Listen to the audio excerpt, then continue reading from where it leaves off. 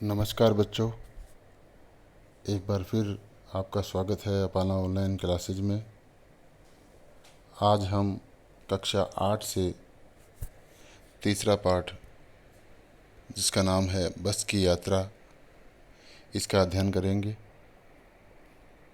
बस की यात्रा हरिशंकर जी परसाई के द्वारा लिखा गया एक व्यंग्यात्मक शैली का निबंध है।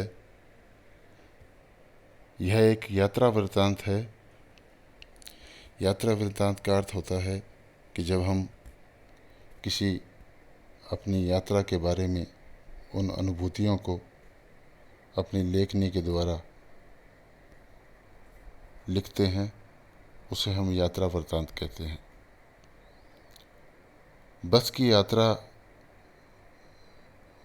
जो यात्रा वृत्तांत है, यह लेखक के द्वारा की गई एक बस की यात्रा पर रचित है। लेखक ने इस पाठ के माध्यम से उन वाहन संचालकों व उन अधिकारियों पर व्यंग्य किया है जो सवारियों की जान की परवाह न किए बगैर जर्जर हालत के वाहनों का संचालन करते हैं और उन्हें सड़क पर चलाने का परमिट दे देते हैं। तो आइए हम भी इस बस की यात्रा भी चलते हैं। बस की यात्रा नामक पाठ यह एक यात्रा वृत्तांत है जो मैंने बताया कि व्यंग्यात्मक शैली में लिखा गया है। व्यंग्यात्मक शैली का अर्थ होता है कि जब लेखक जो चीज़ होनी चाहिए वह न होकर जो चीज़ नहीं होनी चाहिए वह होती है, तो व्यंग्य होता है। इसी व्यंग्य की भाषा को उन्होंने अपने शब्दों में लिखा है। तो हम पाठ को पढ़ना प्रारंभ करते हैं। बस की यात्रा यह एक यात्रा वृत्तांत है जो व्यंग्यात्मक शैली में लिखा गया है। इस पाठ के माध्यम से यह बताया गया है कि प्राइवेट बस कंपनियों के मालिक खटारा बसें चलाते हैं। वे अत्यधिक मुनाफा कमाने के चक्कर में यात्रियों की जान के साथ खिलवाड़ करने में भी संकोच नहीं करते। लेखक और उसके 4 साथी जबलपुर जाने वाली ट्रेन को पकड़ना चाहते हैं। उन्होंने बस से पन्ना और उसकी कंपनी की बस से सतना जाने का कार्यक्रम बनाया था। वे सुबह पहुंचना चाहते थे। उनमें से 2 को सुबह काम पर भी पहुंचना था। कुछ समझदार लोगों ने इस बस से नया यात्रा करने की सलाह भी दी थी। लेखक ने देखा कि बस बिल्कुल टूटी फूटी तथा जर्जर दशा में है। किसी वृद्धा की तरह वह सैकड़ों सालों पुरानी हो चुकी है। उसे देखकर तो यही लगता था कि वह चलेगी भी या नहीं।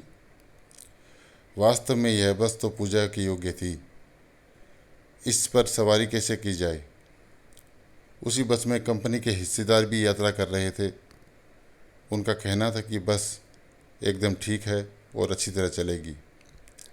बस की दशा देखकर लेखक और उसके साथी उससे जाने का निश्चय नहीं कर पा रहे थे।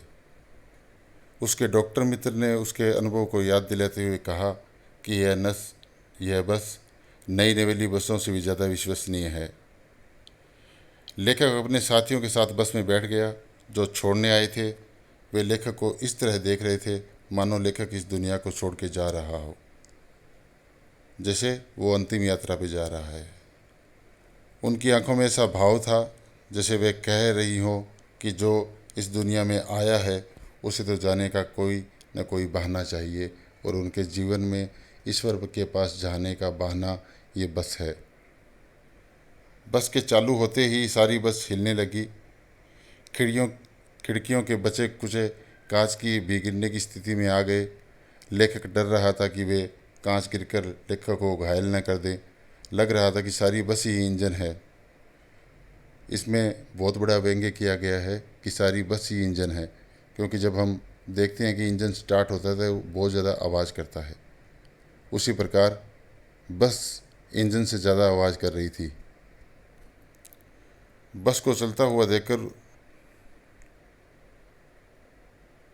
उसे गांधी जी के असहयोग आंदोलन की बात याद आ गई।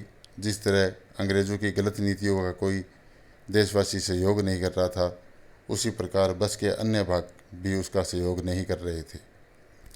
उसकी हिलती बॉडी देखकर लेखक को लग रहा था कि बॉडी बस को छोड़कर भागी जा रही है। 8-10 मील चलने पर ऐसा लगने लगा कि लेखक टूटी सीटों के बीच कहीं अटका हुआ है। चलती बस अचानक रुक गई।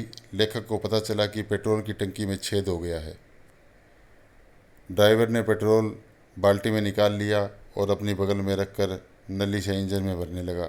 लेखक सोच रहा था कि अब बस कंपनी के मालिक का बस का इंजन अपनी गोद में रख लेंगे और नली से पेट्रोल उसी तरह पिलाएंगे जैसे माँ अपने बच्चे को दूध पिलाती है। बस की चाल कम हो रही थी। लेखक का बस पर रहा सा भरोसा भी उठ गया। उसे डर लग रहा था कि वह कहीं बस का स्टीयरिंग न टूट जाए या उसका ब्रेक न फेल हो जाए। उसे हरे भरे पेड़ अपने दुश्मन से लग रहे थे, क्योंकि उनसे बस कभी भी टकरा सकती थी। सड़क के किनारे झील देखने पर वह सोचता कि बस इसमें गोता न लगाया जाए। इसी बीच बस पुनः रुकी। ड्राइवर के प्रयास के बाद भी बस न चली। कंपनी के हिस्सेदार बस को फर्स्ट क्लास बताते हुए मुझे इस बात का सहयोग मात्र बता रहे थे। कमज़ोर चांदनी में बस ऐसी लग रही थी जैसे कोई बुढ़िया थक कर बैठ गई हो।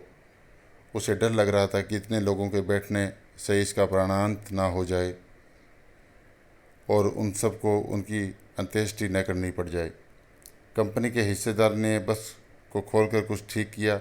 बस तो चल पड़ी, पर अब इसकी रफ्तार और भी कम हो गई थी। बस की हेडलाइट की रोशनी भी कम होती जा रही थी। वह बहुत धीरे धीरे चल रही थी। अन्य गाड़ियों के आते जाते वह किनारे खड़ी हो जाती थी। बस कुछ दूर चलकर पुलिया पर पहुंची थी। उसका एक टायर फट गया और बस झटके से रुक गई। यह बस स्पीड में होती तो उछलकर नाले में जा गिरती।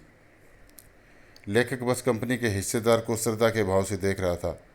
वह सोच रहा था कि बस के टायरों की दयनीय हालत जानकर भी हिस्सेदार उस पर यात्रा किए जा रहे हैं। उनके जैसी उत्सर्ग की भावना अन्यत्र मुश्किल है।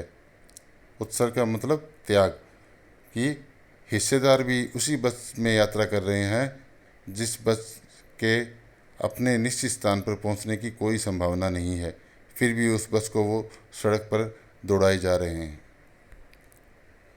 अपनी जान की परवाह किए बिना बस में सफ़र किए जा रहे थे। उनके साहस और बलिदान की भावना का सही उपयोग नहीं हो रहा था। उसे तो क्रांतिकारी आंदोलन का नेता होना चाहिए था।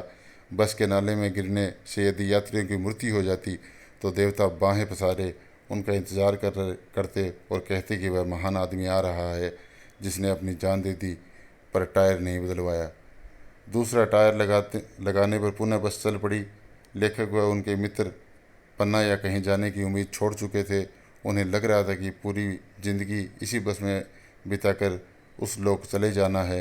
इस पृथ्वी पर उसकी कोई मंजिल नहीं है। अब वे घर की तरह आराम से बैठ गए और चिंता छोड़कर हंसी मजाक में शामिल हो गए। जैसा कि हमने इस पाठ में पढ़ा कि बस की यात्रा एक व्यंग्य है जो उन अधिकारियों, उन संचालकों, उन बस के मालिकों पर किया गया है जिनके द्वारा सड़कों पर ऐसी बसों का संचालन किया जाता है, ऐसे वाहनों का संचालन किया जाता है जो चलने लायक नहीं होते। इस पाठ में भी हरिशंकर परसाई ने हास्य के माध्यम से कई जगह हमें गुदगुदाने की कोशिश की है। उन्होंने बताया कि बस के जो मालिक हैं वो भी उसी बस में यात्रा कर रहे हैं। उन्हें क्रांतिकारी बताया गया। उनको जो उनका जीवन है वो त्याग और उत्सर्ग वाला बताया गया। बस की यात्रा जो पाठ है इसके प्रश्नोत्तर के बारे में हम अगले वीडियो में चर्चा करेंगे। तब तक के लिए धन्यवाद।